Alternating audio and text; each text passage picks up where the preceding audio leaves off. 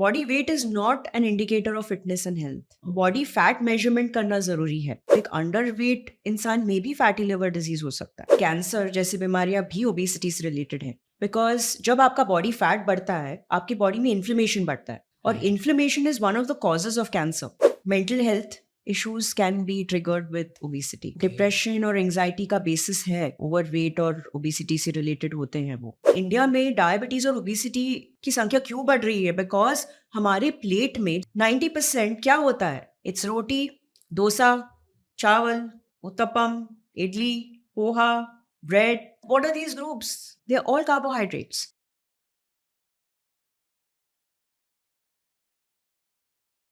घंटों खुद को आईने में निहारने के बाद आप वजन मशीन पर जाते हैं और पाते हैं कि उफ, ये कमबख्त वजन कम ही नहीं हो रहा, बढ़ता ही जा रहा है. लेकिन इस बढ़ते वजन का असर क्या सिर्फ आपके लुक्स पर होता है? शायद नहीं. आज इसी पर बात करेंगे. हाय एवरीवन, मैं हूं मनोज और आप हैं मेरी सहेली के एक और पॉडकास्ट पर. और आपके लिए ये पॉडकास्ट लेकर आए हैं हेल्दियर यू, जो भारत के one of the most trustworthy D2C brands में से एक हैं. With the credibility of more than 21 years from Zuventus Healthcare. आइए बात करते हैं आज के मेहमान की. 15 सालों के वास्ट क्लिनिकल एक्सपीरियंस के साथ वो भारत के चुनिंदा रजिस्टर्ड डाइटिशियंस में से एक हैं.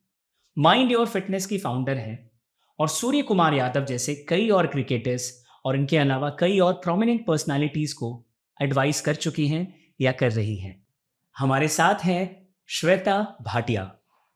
वेलकम टू मेरी सहेली मैम. Thank you. ये बताइए कि मोटापा, ओबेसिटी, पहले तो लोग कह दिया करते थे कि खाते पीते घर के हैं, हंसी मजाक में इस बात को कवर करने के लिए. लेकिन ग्रेजुअली हमने देखा कि उससे उसके जो कॉन्सिक्वेंसेज है वो सामने आने लगे. तो आपको नहीं लग रहा है कि ये लगातार बढ़ रही है ये प्रॉब्लम? डेफिनेटली मनोज, अगर आप स्टेटिस्टिक्स कंपेयर करोगे over the years, definitely India में स्पेशली डायबिटीज़ और ओबेसिटी से पीड़ित लोगों की संख्या अब तो बढ़ती रही है. एंड अभी तो अलार्मिंग चीज़ ये है कि बच्चों में भी ये पाया जा रहा है, राइट? सो अगर आप स्टेटिस्टिक्स देखोगे लेटेस्ट 2023 का, उसमें ऑलमोस्ट 10% बच्चे 3 to 18 ईयर्स की एज ग्रुप में are overweight and obese. So ये अभी प्रॉब्लम सिर्फ अडल्ट तक सीमित नहीं है. Even children are getting affected and it is a alarming problem. In fact अब बच्चों में डायबिटीज के केसेस भी नजर आ रहे हैं, if I am not wrong. That's right. मेरा एक केस था. एक 4 साल की बच्ची थी. She had come in for treating a constipation and मैं तो रूटीन ब्लड टेस्ट ऑर्डर करती हूँ जी. असेसमेंट के टाइम पे, बिकॉज उसके बेसिस पे हम डाइट प्लान प्रिस्क्राइब करते हैं. सो उसमें हमने देखा कि उनका HbA1c जो 3 मंथ्स का ग्लूकोज एवरेज पड़ रहा था, it was almost 6 and she was a chubby child. तो जब मैंने पेरेंट्स से पूछा कि आप आपको समझ में नहीं आ रहा था that she is going out of a weight range, because बच्चों के लिए तो हम लोग ग्रोथ चार्ट्स देखते हैं ना, उनकी ग्रोथ को मॉनिटर करने के लिए. तो उनका जवाब था कि नहीं, she looks cute. So the point is कि अभी वी हैव टू अंडरस्टैंड कि ओवरवेट और क्यूटनेस जो हम बच्चों में देखते हैं उनको हमको सेपरेट करना है. And we have to be cautious. We have to be careful कि जब the bacha is growing out of his weight range or he's having a pot belly or he's looking chubby, then we need to start taking measures कि उनका weight check करें, regularly pediatrician से हम visit करें और फिर measures लें कि उनके weight को हम control कर सकें उस समय. राइट. बच्चों का जो फैक्ट आपने बताया ये हमने अपने आसपास देखा है, लेकिन ये इतना सीरियस है ये कभी Right. गौर से सोचा नहीं था. Right. बड़ों में ये प्रॉब्लम लगातार बढ़ती जा रही है. आई मीन इरिस्पेक्टिव ऑफ चाहे वो Right. Male female. Correct. So I think इसके 3 प्रमुख कारण हैं जो अडल्ट्स में ये बढ़ रहा है obesity. First is obviously diet, because India में अगर आप अपना प्लेट देखोगे तो उसमें कार्बोहाइड्रेट्स राइट उसका प्रपोर्शन बहुत हाई है. एंड प्रॉब्लम ये है कि इंडियंस को पता भी नहीं होता ज़्यादा करके कि कार्बोहाइड्रेट्स आते कहाँ से हैं. sources, food sources. So I just want to quickly tell our audience about carbohydrates. So it comes from your cereals, जो अनाज है वहाँ से, दालों से आता है, pulses, dals, fruits, sugar, honey, jaggery, इन सब से. फिर potatoes, आलू, रतालू, starchy vegetable से आता है. So and थोड़े बहुत मतलब मिल्क के सोर्सेज से और नट्स से आता है.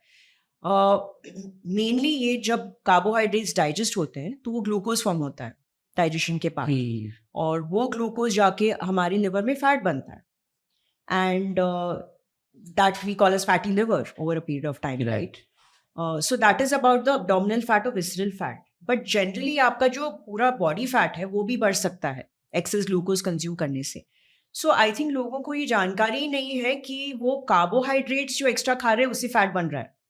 And as the years go by, lack of awareness की वजह से ही, और हमारे जो ट्रेडिशनल डाइट्स है जिसमें कार्ब्स भर भर के रहते हैं प्लेट में, उसके वजह से ही ये ओबेसिटी और डायबिटीज का रेशो या परसेंट बढ़ रहा है इंडियन पॉपुलेशन. जबकि उन्हें लग रहा है कि वो शायद कुछ हेल्दी खा रहे हैं, या तो वो फैट खा रहे हैं या तो सिर्फ घर का खाना खा रहे हैं. So why are we gaining weight, why we becoming fat? Because घर का खाना is not the problem. The problem is कि आपके प्लेट में कार्ब्स, प्रोटीन और फैट का प्रपोर्शन सही तरीके से नहीं बैठ रहा है, and it's not as per your requirement, right? So that is number one, that's the diet. Second कारण है exercise. So right now we are mostly living sedentary life styles, right? हम गैजेट्स से जुड़े रहते हैं दिन भर ऑफिस में, and we travel by vehicles. So there is no physical activity. People don't have time for exercise. और जो भी एक्सरसाइज करते हैं उसमें से ज़्यादा करके लोग वॉकिंग या योगा करते हैं, वो वेट ट्रेनिंग पे ध्यान नहीं देते हैं. So this is another reason why obesity is increasing and our body fat is increasing. And I think the third most common reason is stress, because stress का एक scientific basis है. जब आप stress लेते हो तो आपका cortisol, जो stress hormone है, वो बढ़ता है, and उसकी ये खासियत है कि वो आपका शुगर को बढ़ाता है, आपकी ब्लड प्रेशर को बढ़ाता है, और आपकी बॉडी फैट को बर्न करने से रोकता है, बर्न होने से रोकता है. सो ये तीन मेन चीज़ें हैं या कारण हैं जिसकी वजह से ओबेसिटी की संख्या बढ़ रही है इंडिया में. And the smaller reasons would be genetic factors and medical conditions. तो ऐसे लोग हैं जिनको हाइपोथायरॉयडिज्म है या हार्मोनल इम्बैलेंसेस है, उसकी वजह से भी मोटापा बढ़ सकता है. लेकिन उनका प्रोपोर्शन बहुत कम है इनके मुकाबले. करेक्ट. और आप देखोगे तो जेनेटिक और मेडिकल कंडीशंस को भी आप अगर रखते हो ध्यान में, तो the first three causes which is stress, exercise and diet plays a role there also. So आप उनको सेपरेट नहीं कर सकते, but there is a separate section of people जिनमें जेनेटिक फैक्टर्स और मेडिकल कंडीशंस ज़्यादा मतलब कंट्रीब्यूट करते हैं ओबेसिटी के लिए. ऐसे तो ओबेसिटी की के जो रिजल्ट्स हैं, उसके जो कॉन्सिक्वेंसेज हैं, ज़्यादातर लोग ऊपर ऊपर की बातें जानते हैं. लेकिन बतौर एक्सपर्ट आप किन बातों पर हाईलाइट करना चाहेंगी? सो मनोज, जैसे आपने कहा कि मेन जो डिजीजेस हैं ओबेसिटी से रिलेटेड, राइट, वो है हाइपरटेंशन, हार्ट डिजीज और डायबिटीज. ये तीन आई थिंक ज़्यादा करके लोगों को बिल्कुल. पता है कि it is related to being overweight. But there are other diseases which people are not aware of. So mental health issues can be triggered with obesity. Depression और एंजाइटी का बेसिस है, ओवरवेट और ओबेसिटी से related होते हैं वो, right? Joint health issues हो सकते हैं जैसे ऑस्टियोआर्थराइटिस. फीमेल्स में फर्टिलिटी इश्यूज हो सकते हैं because of this, because of being overweight. So hormonal imbalance की वजह से फर्टिलिटी इश्यूज हो सकते हैं, और हार्मोनल इम्बैलेंस कॉज करता है extra body fat which is obesity. So these are the three lesser known things which people don't know कि ये ओबेसिटी से रिलेटेड डिजीजेस हैं. And let me also tell you कि कैंसर जैसी बीमारियां भी ओबेसिटी से रिलेटेड हैं, बिकॉज जब आपका बॉडी फैट बढ़ता है आपकी बॉडी में इन्फ्लेमेशन बढ़ता है, और inflammation is one of the causes of cancer. So cancer का रेशो या परसेंट या हेल्थ रिस्क बढ़ता है ओबीस पीपल में. सो obviously we need to look at these diseases also. It's just not heart disease, diabetes and blood pressure. Right. और ये सब भी कोई मामूली बीमारियां नहीं हैं. They are very serious diseases and illnesses. एक क्वेश्चन था मैम, अगर हम ओबीज पीपल की बात करते हैं तो दिमाग में जो एक इंसान का फिगर आता है, थोड़ा सा एक्स्ट्रा बेली के साथ, या निकला हुआ पेट, या थोड़ा सा कुछ ऐसा फिगर जिसे हम देख के कह देते हैं कि ये इस इंसान को मोटापे की प्रॉब्लम है। बट डू यू थिंक कुछ लोग ऐसे भी होते हैं जो ठीक ठाक दिखते हैं एज कंपेयर टू देम? ठीक ठाक से मेरा मतलब है बॉडी स्ट्रक्चर। लेकिन कई बार ऐसा होता है कि एक्सपर्ट्स उनमें भी वो प्रॉब्लम्स गिना देते हैं कि आप ओवरवेट दिखते नहीं हैं, लेकिन प्रॉब्लम्स आपको वो सारी हैं जो एक ओवरवेट। तो ये ओवरवेट दिखना और एक ओवरवेट होना, इसका फ़र्क थोड़ा अगर आप समझाएँ? Right, so this is a wonderful question Manoj. और लोगों को ये जानना बहुत ज़रूरी है, जैसे मैंने पहले भी कहा कि जब आप अपना वेट चेक करते हो स्केल पे, आपको एक नंबर दिखता है and that number is body fat, muscle mass, blood, water, bones, organs, right? Right. और आपको लगता है कि आपका वेट नॉर्मल है बिकॉज आप एक रेफरेंस हाइट वेट चार्ट से उसको कंपेयर कर रहे हो, एग्ज़ैक्टली। राइट? तो आपको लगता है मेरा वेट तो ठीक ठाक है, बट वो वेट में आपका बॉडी फैट कितना है वो जानना ज़रूरी है। एंड वो डिटर्मिन करता है कि आपके हेल्थ रिस्क्स बढ़ सकते हैं, कम है या ज़्यादा होते हैं, राइट? सो अगर मेरा बॉडी फैट बढ़ रहा है, my health risk will be high even if my body weight is normal. That means कि सिर्फ बॉडी का वेट करना काफ़ी नहीं है। That's right, body weight is not an indicator of fitness and health. Body fat measurement करना ज़रूरी है, राइट? राइट। और ज़्यादा करके ये मेजरमेंट्स होते नहीं हैं रूटीनली। घर में तो हमारे पास एक स्केल ही रहता है जिससे हम बिल्कुल। पता कर सकते हैं कि हमारा वेट बढ़ रहा है या घट रहा है। बट कोई ऐसे मतलब चीज़ें हैं जिससे हमें पता चल सकता है कि we are going out of range. Number one is आपके ब्लड रिपोर्ट्स। आप देखोगे कि आपका ब्लड ग्लूकोज बढ़ रहा है, आपका 3 मंथ्स एवरेज HbA1c बढ़ रहा है, आपका फास्टिंग इंसुलिन बढ़ रहा है, आपका बेली प्रोट्रूड हो रहा है लेकिन आपका वेट नॉर्मल है। सोनोग्राफी में नॉर्मल वेट लोगों का फैटी लिवर भी डायग्नोज होता है ग्रेड 1, राइट। राइट? फिर कई कई बार हम देखते हैं कि हमारा वेट बढ़ रहा है, थोड़ा सा भी खाकर हमारा वेट बढ़ रहा है और उसको फिर घटाने में दिक्कत हो रही है। So these are signs which are telling us कि हम एक रेंज के बाहर आ रहे हैं, इवन दो स्केल पे वो वेट नॉर्मल है हाइट वेट चार्ट के हिसाब से।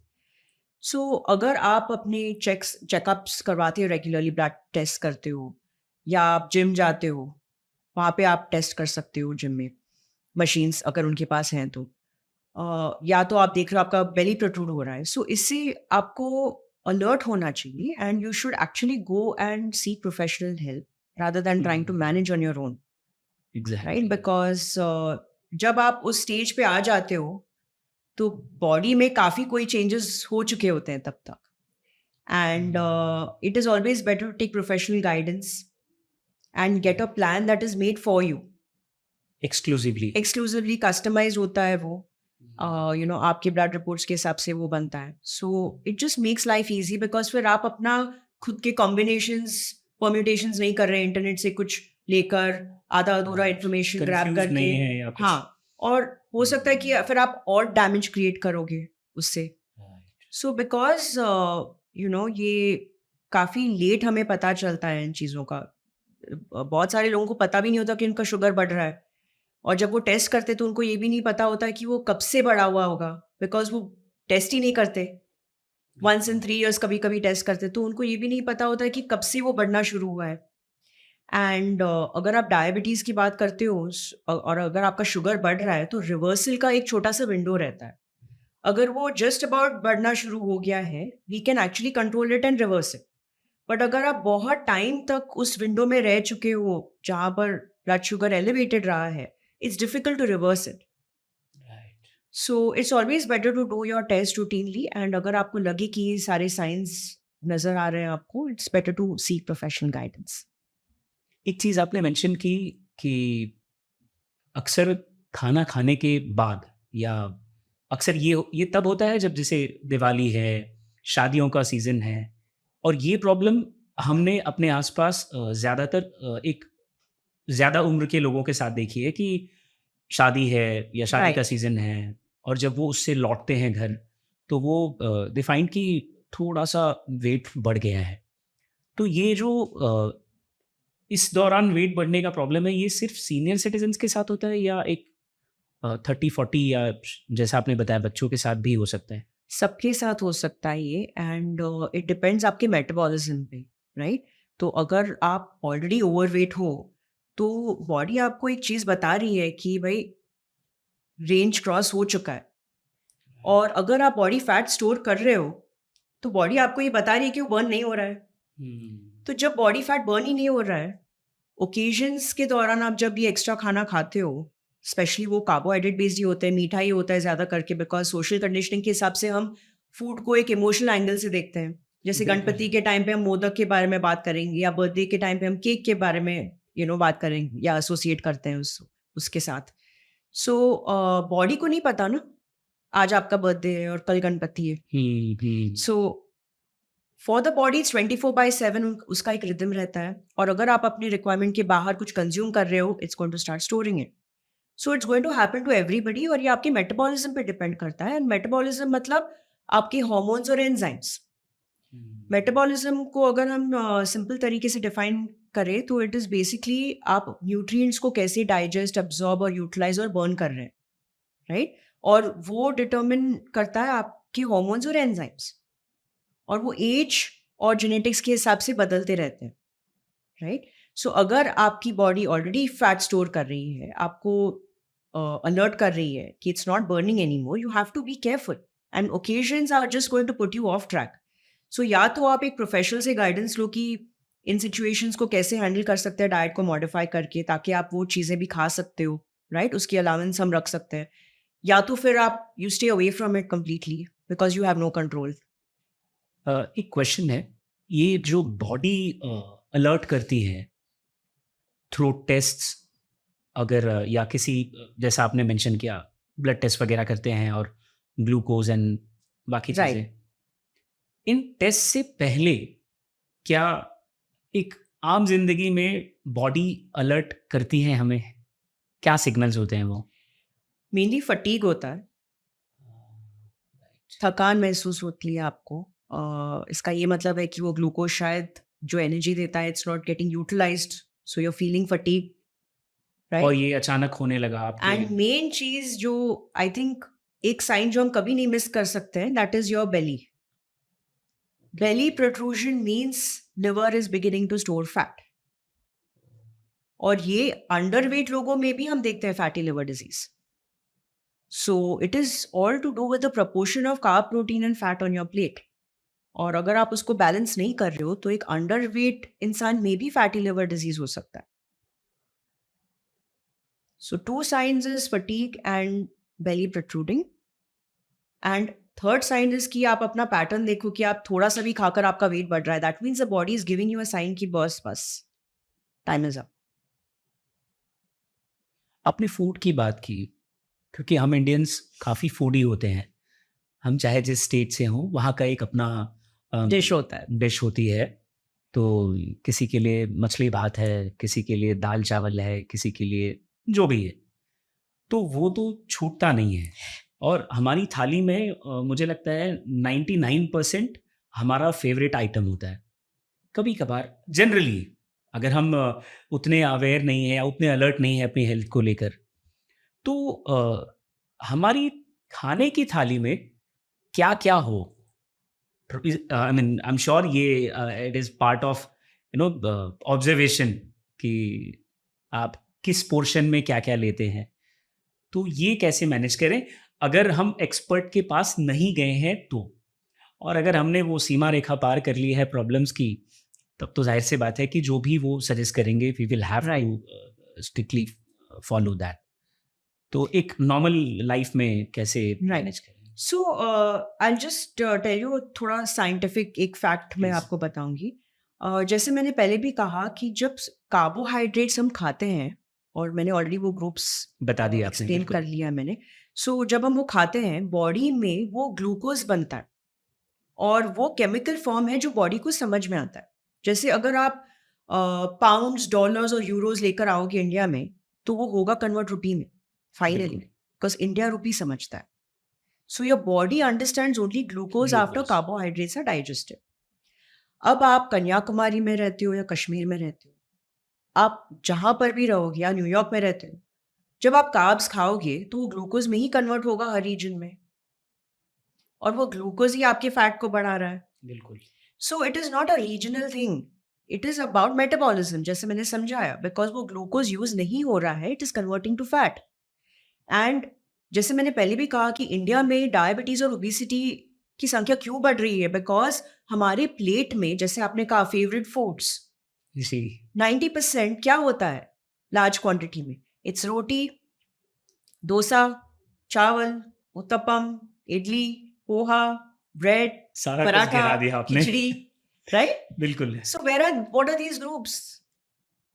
They are all carbohydrates. और प्रोटीन का रेशियो क्या है, प्रोटीन की मात्रा क्या है डाइट्स में हमारे? सो फर्स्ट ऑफ ऑल मैं ये क्लैरिफाई करना चाहूंगी कि प्रोटीन हम दाल से काउंट नहीं कर रहे हैं, बिकॉज दाल में कार्बोहाइड्रेट्स भी होते हैं, राइट? और दाल में सेकंड क्लास प्रोटीन्स होते हैं. सेकंड क्लास मतलब बॉडी की जो रिक्वायरमेंट है, अमीनो एसिड्स की डेली रिक्वायरमेंट है, वो दाल से पूरा नहीं हो सकता. और अगर आप दाल और चावल को कंबाइन करके उसको पूरा करने की कोशिश करोगे तो आप एक्स्ट्रा कार्बोहाइड्रेट्स भी ले रहे हो दोनों में से. सो जिनको वेट का प्रॉब्लम है या डायबिटीज का प्रॉब्लम है, if they want to control their glucose, then they have to control these foods. And it also works from a preventive measure. जैसे अगर आपका आज वेट नॉर्मल है, बट एज के हिसाब से फिर आपका वो कंट्रोल कम होते जाएगा, आपके हॉर्मोन्स वैसे काम नहीं करेंगे, आपका इंसुलिन सेंसिटिविटी कम हो जाएगा. So over a period of time अगर हम अपने ईटिंग पैटर्न्स को नहीं बदलेंगे and we keep doing what we have been doing, the body is not going to keep up, because body is ageing. So we have to change हमारा plate का proportion, and we have to reduce some amount of those carbs and introduce some proteins. So for vegetarians, protein के sources होंगी mainly dairy products. So there is a bowl of curd या paneer के pieces, you know, or dahi, milk. So these are a few things which vegetarians can consume. And non-vegetarians के लिए तो there is a lot of variety. There's eggs, there's meat, fish, right? So these are your protein sources. So you have to reduce थोड़ा carb और protein को हमें बढ़ाना है.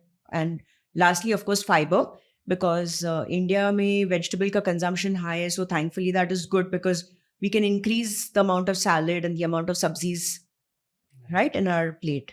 So fiber का और protein का proportion ज़्यादा रख के हमें carbohydrates का proportion कम करना है. खाने की थाली तक तो ठीक है, लेकिन कई बार मैंने देखा है कि लोग कुछ खाते हैं तो उसके पैकेट्स पलट पलट कर वो कैलोरीज कैलकुलेट करते हैं. तो वो कॉन्सेप्ट, टू बी ऑनेस्ट, अगर आप किसी वेट मैनेजमेंट एक्सपर्ट के गाइडेंस में वो कर रहे हैं तो वो समझ में आता है.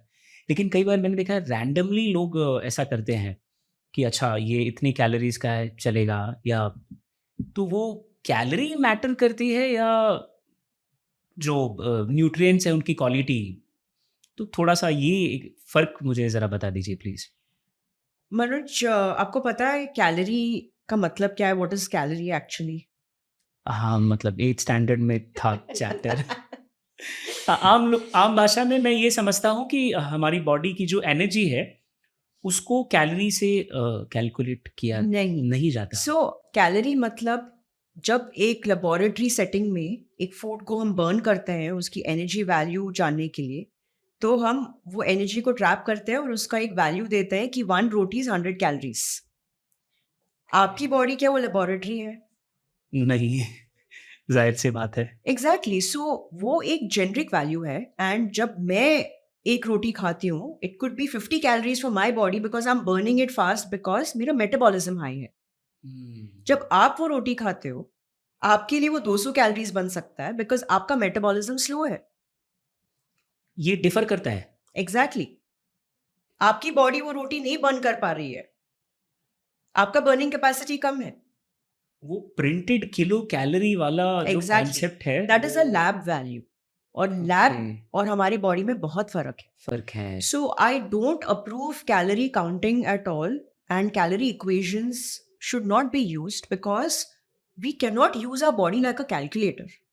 It's not like a savings bank account जहाँ पर आप जाते हो 100 रुपीज डिपॉजिट करते हो फिर 50 निकालते हो तो 50 बच गया वहाँ पर. Exactly. Body does not work like this and lot of people don't know. So सबसे पहले कि कैलोरी इक्वेशंस ही गलत है. ठीक है. Calorie equations are used by experts like us to analyze a few things, but it should not be used by the general public because उनको metabolism की जानकारी नहीं होती. And they end up doing the wrong things. सो आपने पूछा nutrient composition या calorie counting, correct? जी। अगर मैं आपको ये बताऊं कि आपकी दिन भर का रिक्वायरमेंट 1200 कैलोरीज है एज पर द इक्वेशन, तो क्या आप 4 आइसक्रीम्स खा के आपका न्यूट्रिशन कंप्लीट कर सकते हो दिन में? बिल्कुल नहीं। So that answers the question कि वो 1200 कैलोरीज में क्या-क्या आ रहे हैं, वो 1200 कैलोरीज को कंट्रीब्यूट कर रहे हैं, वो कैलोरी कंपोजिशन जिसे हम कहते हैं, that is important.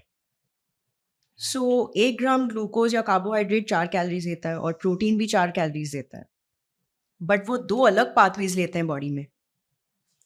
The glucose can go and store as fat, protein can go and nourish your muscles. तो न्यूट्रिएंट्स भी इक्वल नहीं है, ऑल्दो उनकी कैलोरिक उनकी भी कैटेगरी है। एग्जैक्टली, और although carbs and proteins are equal in calories, but वो अलग पाथवेज लेते हैं बॉडी में। सो हम सारी कैलोरीज को इक्वल नहीं समझ सकते, and first of all body ऐसे काम करती नहीं है। तो counting calories is of no use if you are not going to pay attention to composition of calories. मतलब वो आपके प्लेट में 1200 कैलोरीज कहाँ से आ रहे हैं, वो रेशियो वो हमें matter करता है। जानना जरूरी है। और वो आपके अगर रिक्वायरमेंट्स के बाहर है और आप नॉर्मल मतलब जो कैलोरीज आपके रिक्वायरमेंट के हिसाब से खा रहे हो, लेकिन वो कॉम्पोजिशन ही गलत है, आप फिर भी फैट स्टोर करोगे। ये बिल्कुल भी पता नहीं था मुझे। एंड सीरियसली कैलोरीज की डेफिनेशन के लिए मेरे साइंस के टीचर मुझे अब ढूंढ रहे होंगे। श्वेता, हमने थाली की बात की, घर की थाली, चाहे वो दाल चावल की हो, चाहे वो फिश और राइस की हो, चाहे वो सांबर और डोसा हो। अब ये तो बहुत सालों से चला आ रहा है और वो एकदम दिल से, इमोशन से जुड़ा हुआ है। राइट आपने इसे टर्म भी बताया, इमोशनल ईटिंग। राइट तो जाने अनजाने में तो हम सब 20, 25, 30, 35 जितने भी उम्र के हम हैं, वो इमोशनल ईटिंग ही करते आ रहे हैं। तो ये इमोशनल ईटिंग को कंट्रोल करना ज़रूरी तो है, लेकिन उसका तरीका भी अब आप बता दीजिए। राइट। सो मनोज, एक कहावत है, let food be thy medicine. But क्या हम फूड को मेडिसिन की तरह लेते हैं? Food is a source of entertainment for us, true. Right? Like I said, birthday पे केक कटना चाहिए, गणेश चतुर्थी पे मोदक बनना चाहिए। So all these are associations which we are forming, and body को इसके बारे में कुछ नहीं पता, right? Because body is working on a scientific principle. So we have to separate emotions from food. ठीक है? And this is one of the reasons why we are not able to control obesity. Because हम food को occasions के साथ associate करते हैं, stress के साथ associate करते हैं. If we are feeling low, then we'll go and order a pizza or an ice cream, right? So number one, emotional eating has to be identified. मतलब आपको फर्स्ट ये जानना ज़रूरी है कि मैं इमोशनल ईटिंग कर रहा हूँ या कर रही हूँ। सो उसको आइडेंटिफाई फर्स्ट कीजिए कि जब मैं स्ट्रेस्ड आउट हूँ या मैं लो फील कर रही हूँ, तो क्या मैं फूड की तरफ जा रही हूँ? Is food becoming my comfort thing?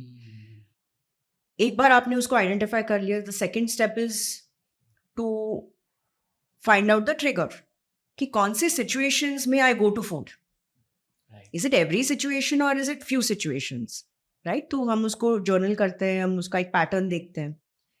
Identify किया हमने, पैटर्न हमने जाना, उसके बाद we come to the management. So the number one question is, can I replace food with something else? If I am feeling low and I am ordering ice cream, क्या मैं उसको एक एक्टिविटी के साथ रिप्लेस कर सकती हूँ? Like maybe I go for a swim, I take a massage, music, or walk your pet, go for a walk, right? Just distract yourself with some activity, right? Especially where movement is involved.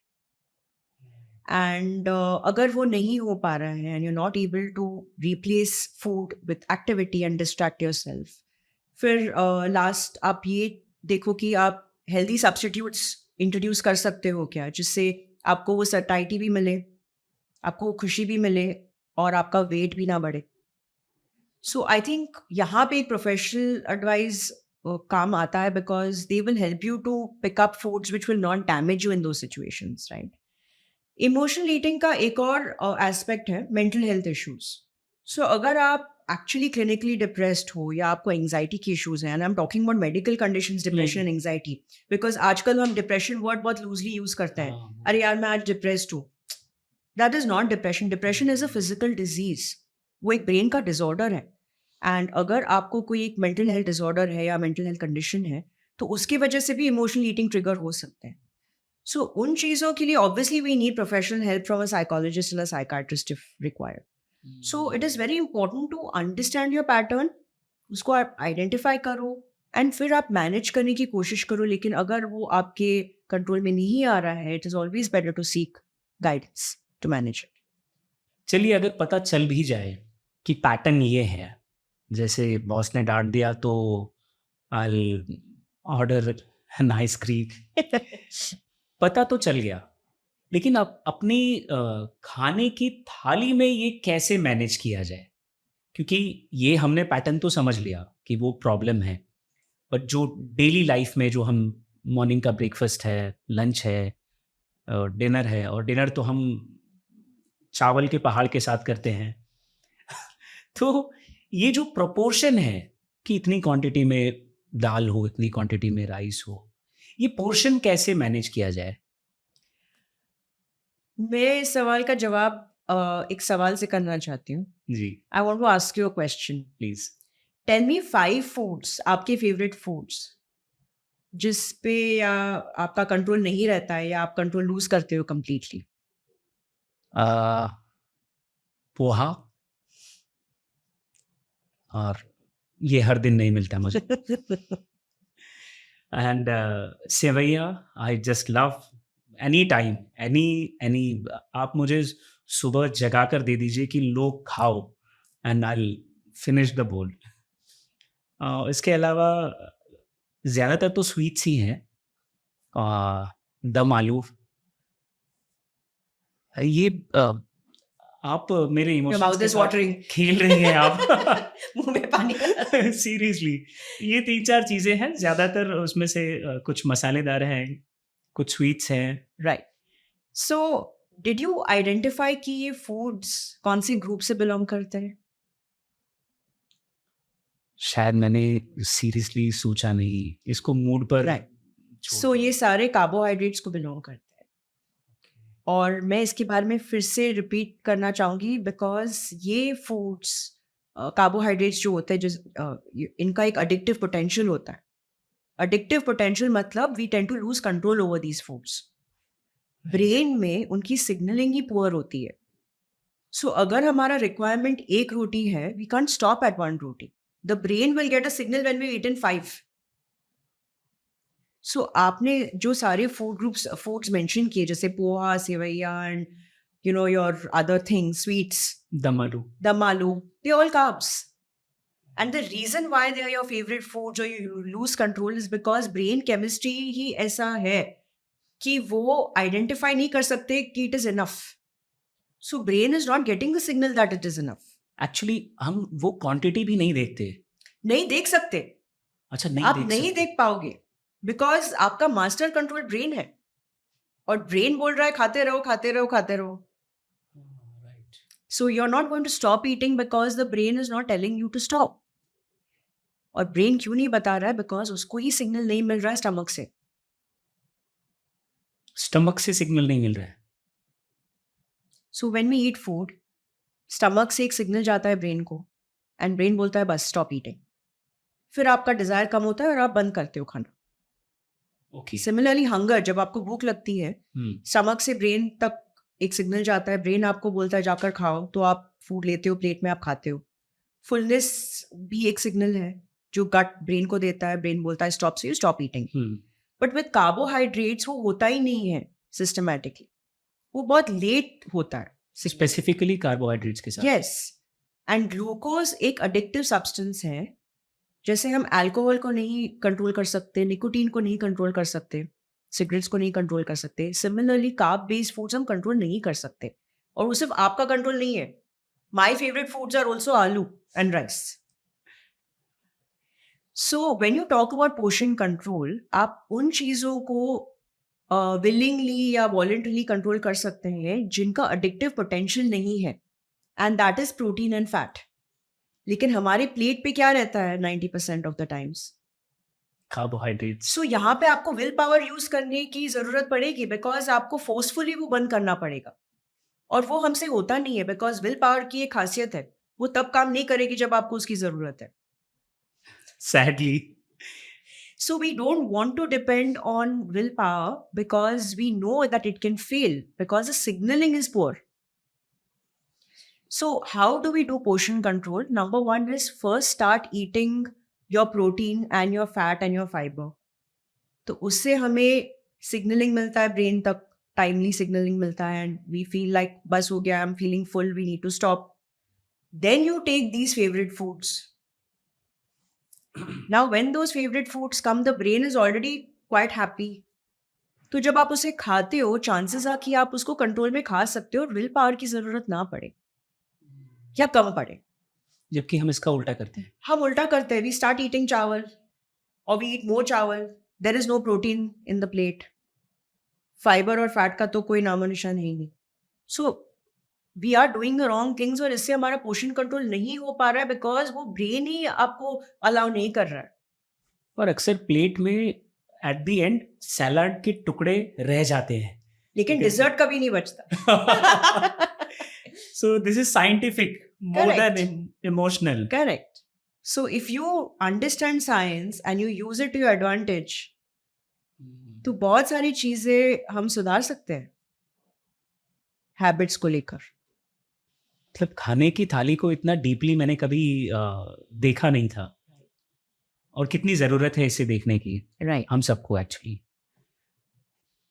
Ma'am, हमारे favourite food तो stress में ही काम आते हैं, और अक्सर वही काम आते हैं. अब आपने उन्हें हमारी लिस्ट से हटा आखिरी दिया. नंबर पर रख दिया राइट. कि पहले वो बाकी इम्पोर्टेंट चीज़ें खाइए, फिर उसके बाद. लेकिन ये स्ट्रेस और स्ट्रेस भी तो वेट के लिए काफ़ी प्रॉब्लमेटिक होता है अक्सर. राइट. और कई बार नींद को भी इससे जोड़ा जाता है, कि नींद नहीं आने की वजह से भी मैंने अक्सर सुना है कि वेट गेन होता है. राइट. आप मुझे करेक्ट कीजिएगा, वेट गेन होता है या वेट गेन होता है. गेन होता है? तो ये क्या कॉन्सेप्ट है स्ट्रेस और स्लीप का?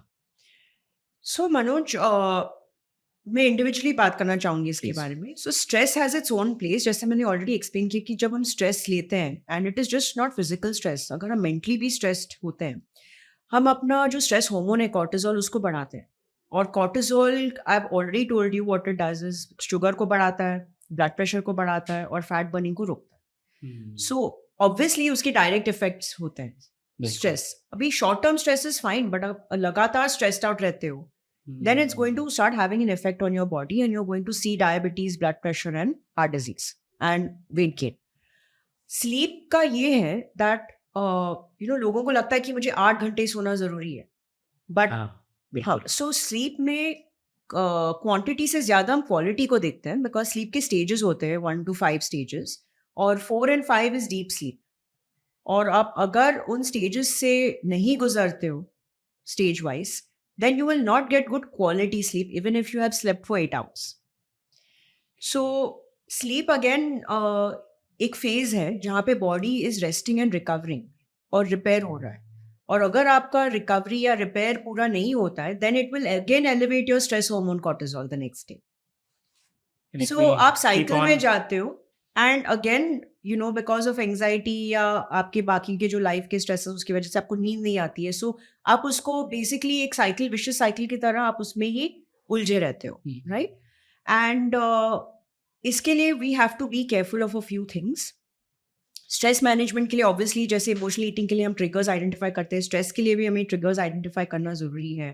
कैन वी मैनेज इट, क्या उसकी सोल्यूशंस हैं? अगर नहीं है तो we have to discuss it with somebody like a professional who can help us. If you can manage it on your own, great. So there are many stress management techniques like taking a massage or spending quality time with your family members or taking breaks on the weekend, right? So that is one method. With sleep मतलब we don't want to be on gadgets. कि हम क्या करते हैं, अगर काम खत्म हो गया है ऑफिस में तो हम घर आते हैं, then again we sit on our laptop or then we watch TV or we are on the phones. So again वो ब्लू लाइट एमिशन की वजह से हमारा स्लीप का क्वालिटी कम हो जाता है. सो आइडियली आप 1 या 1.5 घंटा सोने से पहले you should not be on any gadget. ठीक है? Any gadget. No gadgets. And you can be listening to music, or you can read a book, or you can do some meditation or prayers, or you can talk to your family members, right? And those are some relaxation techniques which you can manage to get good sleep. इसके अलावा if you're still struggling, then you can take supplements. So you have magnesium, you have melatonin, जो obviously under the guidance of. professional guidance में आप ले सकते हो for managing sleep. So these are a few tips and techniques how you can manage your stress and sleep. And if आप अगर उसको ace करते हो दोनों को, then obviously you will see a drop in your weight also, body fat, over a period of time. Sleep को लेकर तो ये एक आई डोंट नो ये मिथ है या क्या है कि 8 घंटे अगर हम बिस्तर पर पड़े रहे तो हम That's mentally- wrong. So quantity के साथ में we also need quality of good sleep. ये स्टेजेस आपने जो मेंशन किए, can you just, because I am sure आपको पता हो, आपने ये ऐसे केसेस ऑब्जर्व किए होंगे कि लोग किस स्टेज तक ज़्यादा रहते हैं और वो जो डीप स्लीप वो कितनी ज़रूरी है. Deep sleep is stage 4 and 5 जहाँ पे आपकी बॉडी पूरी तरह से रिपेयर हो रही है. लेकिन अगर आप डिस्टर्ब्ड स्लीप के फेजेस में हो तो आप ज़्यादा टाइम उस फेजेस में आप स्पेंड नहीं करोगे. अल्कोहल एक चीज़ है जो आपको 4 and 5 स्टेजेस में जाने से रोकता है. सो यू विल सी कि जब लोग बिंज ड्रिंकिंग करते हैं या वो एक्स्ट्रा ड्रिंक्स पीते हैं तो ऑब्वियसली वो डिहाइड्रेशन में रहते हैं, पर उनका स्लीप भी डिस्टर्ब रहता है, वो जल्दी उठ जाते हैं अगले दिन. एंड जब वो उठ जाते हैं दे फील हंगओवर. हंगओवर मतलब क्या? आप अगर हैंगओवर के साइंस देखोगे ना, it is related to less sleep. आप अगर एक दिन कम सोते हो और अगले दिन आप उठते हो, you feel groggy, you'll feel low on energy, focus or concentration कम हो जाता है. The same thing happens when you drink alcohol the next day, right? And जब आपका sleep पूरा नहीं होता है, आपके deep sleep stages में आप नहीं spend करते हो enough time, फिर आपके hunger hormones भी बढ़ जाते हैं अगले दिन. You have seen कि lot of people जिनको hangover होता है अगले दिन वो जाकर वापस junk food खाते हैं. एग्जैक्टली. उनको desire होता है कि chips खाना चाहिए and sweets खाना चाहिए या coke पीना चाहिए अगले दिन, बिकॉज वो आपकी बॉडी के हंगर हॉर्मोन्स को भी स्टिम्युलेट करता है. So sleep is associated with hunger also. और अगर आप इनफ स्लीप नहीं ले रहे हो या क्वालिटी इज लेस, अगले दिन आपको हंगर भी ज़्यादा लगने लगेगा. ये आई ओपनर था बिकॉज जनरली ऐसा आम लोगों में माना जाता है कि इफ़ यू नो आप अल्कोहल कंज्यूम करते हैं तो you Right. Find peaceful sleep, जबकि just the opposite will disturb your sleep. आपने मेंशन किया सप्लीमेंट्स का, जो शायद हमने नींद के बारे में बात की, लेकिन ये जो वेट मैनेजमेंट है, कई बार लोग खुद डिसाइड कर लेते हैं कि मैं सो एंड सो कोई प्रोटीन शेक ले लूँ या कोई टैबलेट ले लूँ जो मुझे वेट लूज़ करने में या मेंटेन करने में हेल्प करेगी. तो ये बिना किसी एक्सपर्ट के कितने कारगर होते हैं, और जो हम खुद गूगल करके थोड़ा हम खुद एक्सपर्ट, आधे एक्सपर्ट बनते हैं और खुद ये करने की कोशिश करते हैं, तो ये सप्लीमेंट्स का क्या रोल है? राइट. सो मनोज, वाइटामिन्स और मिनरल्स बहुत ही महत्वपूर्ण है जनरली ओवरऑल अपने हेल्थ के फंक्शनिंग के लिए और वेलबींग के लिए. So it's just not weight management. Supplements are important for everybody.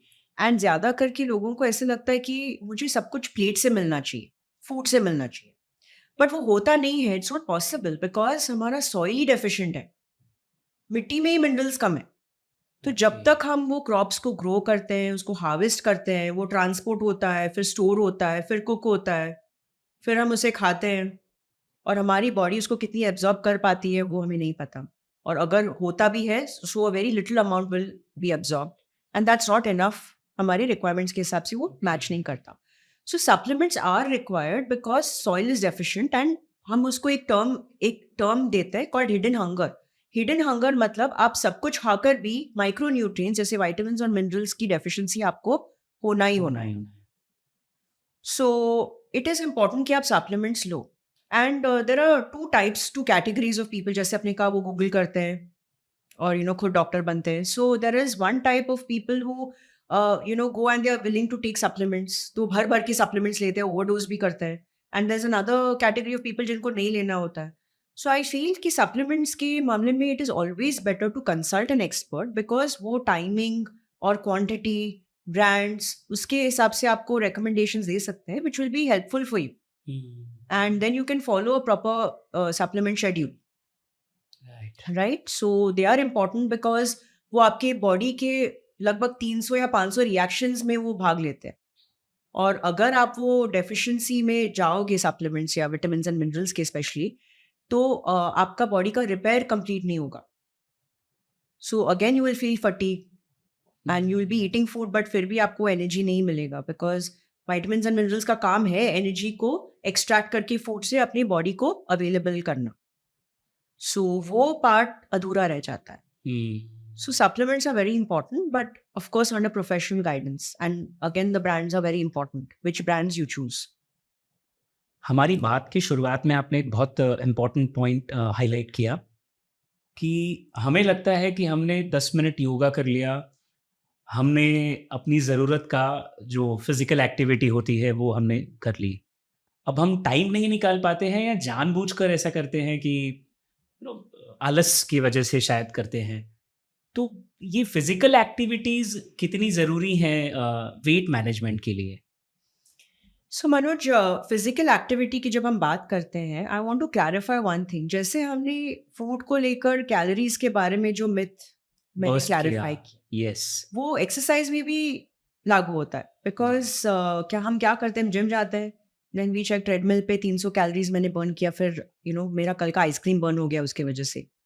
हाँ, हम मन में तो यही हिसाब किताब चलता है. सो this is completely wrong concept and body does not work like this.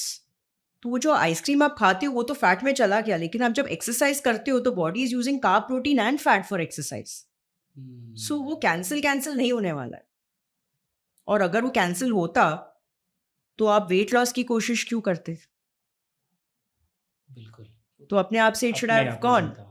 So you don't use exercise for burning calories. वो बोनस आपको मिल रहा है. एक्सरसाइज का मेन गोल फिटनेस है. सो जब आप एक एक्सरसाइज प्रोग्राम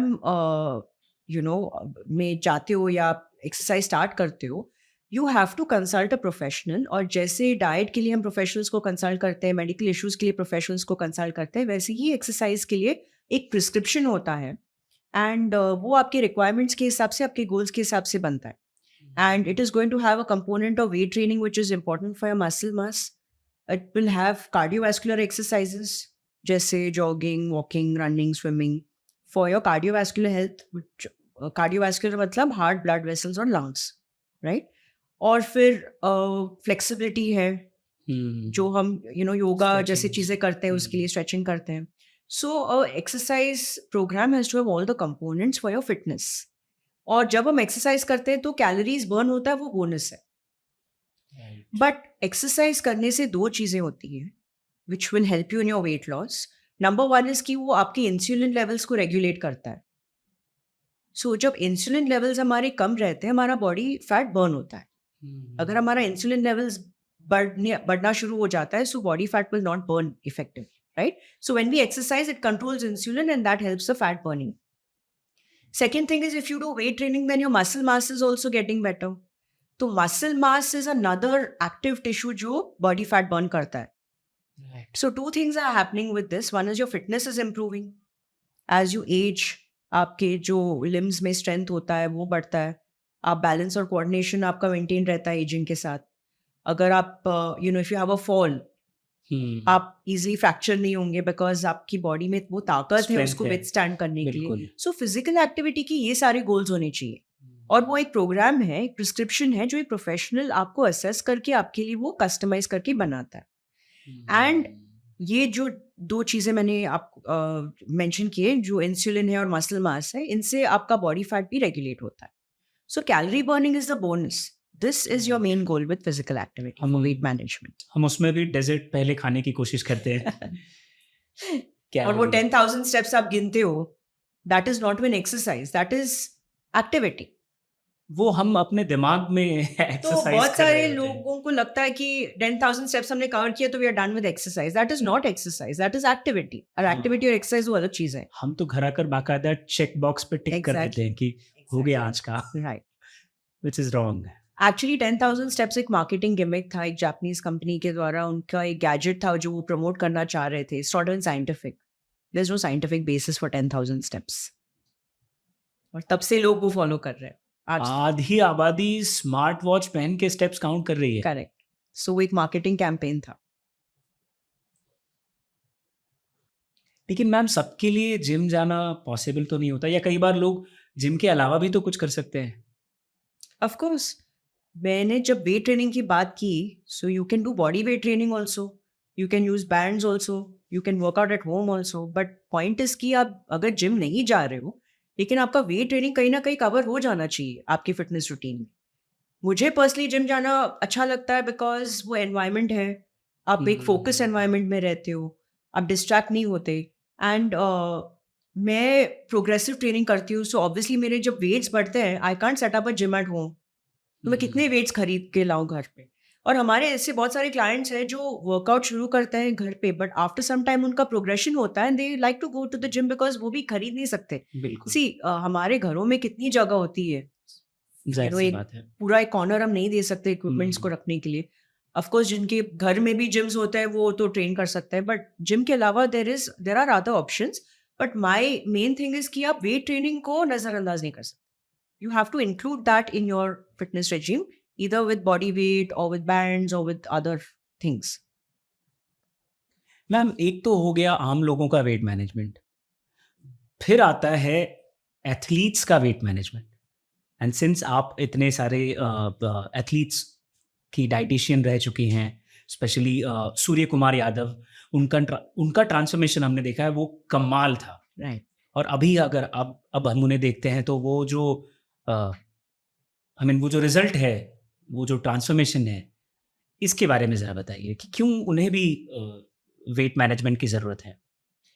So मनोज, ये एक मिथ है जो लोगों को लगता है कि एथलीट्स तो इतना रिगरस ट्रेनिंग करते हैं, so why do they need weight management और उनका वेट कैसे पुट ऑन होता है.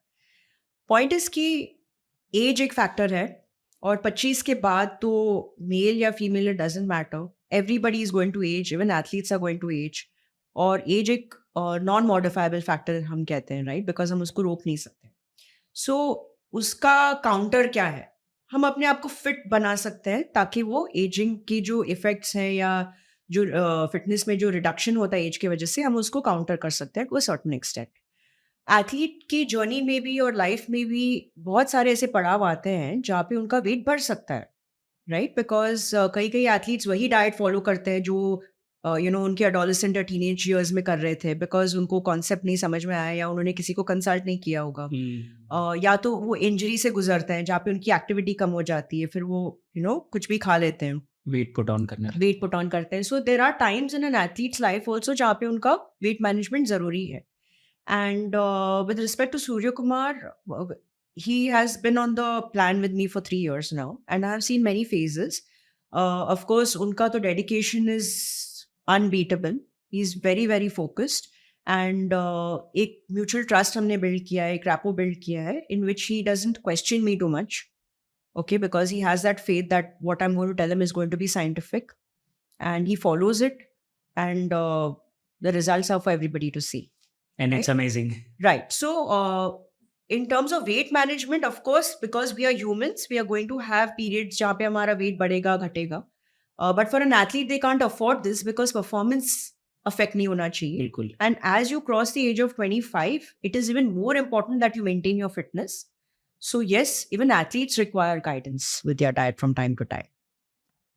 चलिए आप वो 3 मिस्टेक्स बता दीजिए जो आम लोग करते हैं अपना वेट लॉस मैनेजमेंट करते वक्त.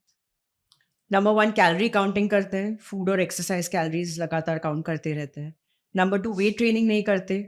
एंड नंबर 3, प्रोटीन कम खाते हैं और सप्लीमेंट्स नहीं लेते, जैसे वाइटामिन्स एंड मिनरल्स जो एसेंशियल है बॉडी के लिए, स्पेशली ओमेगा 3. ये जो पहली वाली मिस्टेक जो अक्सर हम सब करते थे या देखते थे, एंड सीरियसली आपने वो फॉर्मूला अनलर्न करने के लिए बड़ी हेल्प की है. मेरी और हमारी ऑडियंस के। आई एम श्योर आपको समझ में आ गया होगा कि बार बार रैपर पलट कर देखना और कैलोरीज के हिसाब से, that was amazing. In fact the whole podcast was amazing. इतने सारे फैक्ट्स, इतने सारे मिथ्स हमने बस्ट की बर्स्ट किए। सो आई एम श्योर अब आप अपने बढ़ते वेट को, और जैसा कि आपने बताया कि बढ़ा हुआ पेट या बहुत ही अलग दिखने वाला शरीर ही मोटापा नहीं है। आपको चेक करना है डिटेल में जाकर और किसी एक्सपर्ट की राय लेनी है, बिल्कुल इन जैसे। So thank you so much ma'am for your time and it was, ये सच में फ्रूटफुल था। Thank you so much Manoj for having me. Thank you so much everyone. बने रहिए मेरी सहेली के साथ।